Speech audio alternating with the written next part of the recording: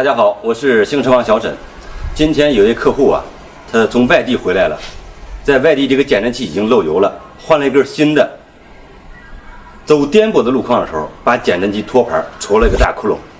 在我的指导下，他买了一根新的。现在我们来安装一下。首先，我们把轮胎给卸掉。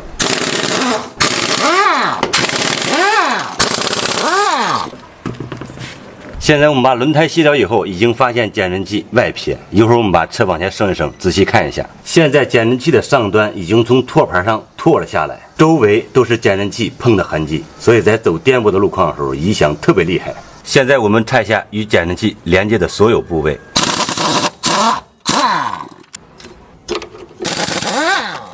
现在我们把这个减震器这个穿丝给取下来。现在我们把这整个减震器取出来。这个螺母都已经给磨掉半个，然后里面的螺纹已经损坏，这个垫垫窟窿眼已经变大，所以叫它更换一个总成。我们把这个雨刷跟导流板拆开，把上边的托盘给卸下来。现在我们取下这个雨刷支架。现在我们把这个减震器托盘给拆下来。最后一条丝，托盘可以马上拿下来了。导致这种情况的主要原因是减震器上端的锁丝没有锁紧，上下晃动，走颠簸路况的时候进行撞击，把这个撞击成这么大一个窟窿。现在我们跟螺栓上注点油，先把螺栓跟这上面轻轻拧一下，套一下丝。现在我们减震器放在车上，现在我们把螺丝带上。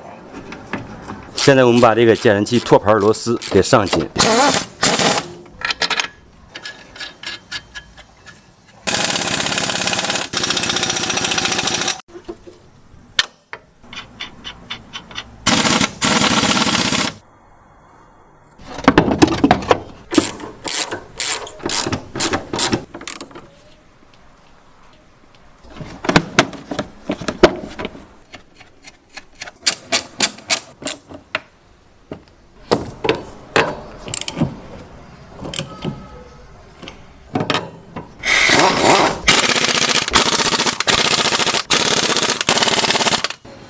好，最后我们再做一个4轮定位。通过我们的检查和维修，所有的故障被我们一一都排除了，异响也消失了。